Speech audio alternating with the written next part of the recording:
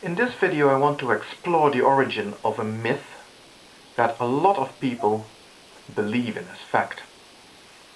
The myth of eternal life. I've never felt very comfortable with the facile explanation for this, that it is some sort of a state of denial, that people refuse to believe that they're going to die and therefore they believe that they'll live forever. That, to be perfectly honest with you, doesn't ring true to me, because people don't tend to delude themselves to that extent normally. And why would death be any different? So I think the true reason for this belief, the true origin of this belief, lies a lot deeper than a simple denial. And in actual fact, I've started thinking about this and I've come up with a conjecture, and that's all it is. I have no evidence, but a conjecture that rings to me, has to me the ring of plausibility to it. So I'm going to just share it with you, see what you think. You see, what I think is that the actual misunderstanding is caused by an actual understanding of the nature of death and some miscommunication. And the reason why I think that is because we know from ancient sources, for example Epicurus, that there were people, even then, who understood death, understood what really happened when a person died. I do not think that Epicurus invented this himself. I don't think he came up with these ideas himself. I think he passed on something that amongst the thinkers of the time was not uncommon knowledge, was something that some people did already understand, and he just phrased it in a very well to remember way or something like that. I don't know whether you're familiar with Epicurus' thoughts on death, but he taught us that we didn't need to fear death because none of us would ever experience death. And that seems a little bit bizarre for a naturalist like Epicurus, who wouldn't assume anything supernatural. For a person like that, you would expect to think that they would accept the reality that people would die and that would be the end of their lives. And in fact he does. But look at this from your first person perspective. What happens to the first person when you die? That person ceases to exist. So in actual fact, by the time death has taken place, there is no first person left to experience the state the body is in.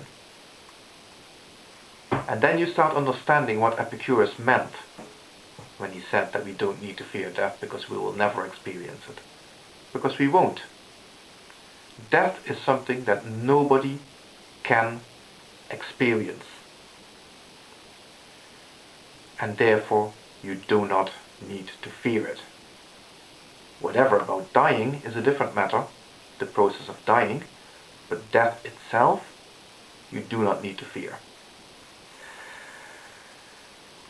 But now we are entering a conflicting situation. First of all, there is the language that is confusing.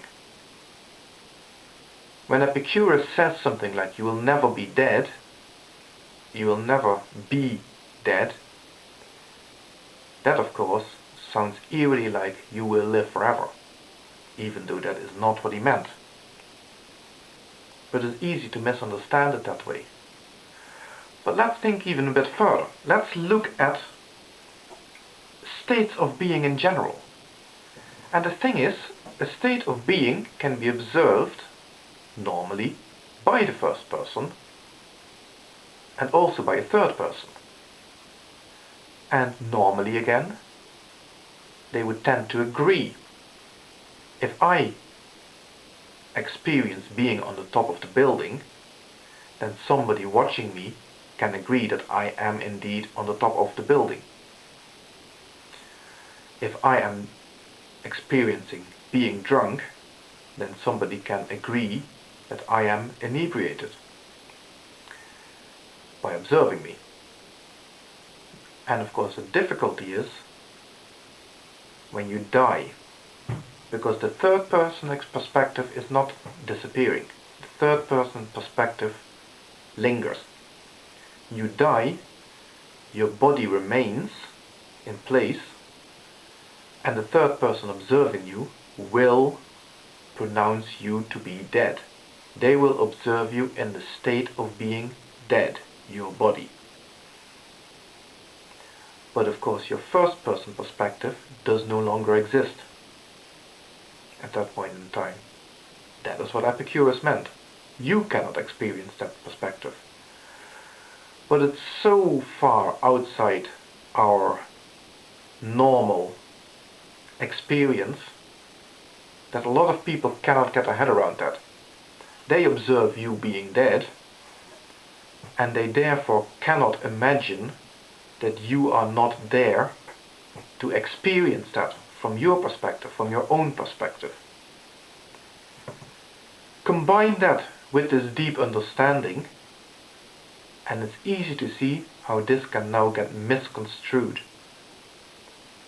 Combine the understanding that you are there and you are dead with the understanding that you can never be dead. And you'll see that people will start to look at this apparent paradox and try to solve it by assuming that there is some essence of you that survives to resolve this paradox. And now we've invented the soul.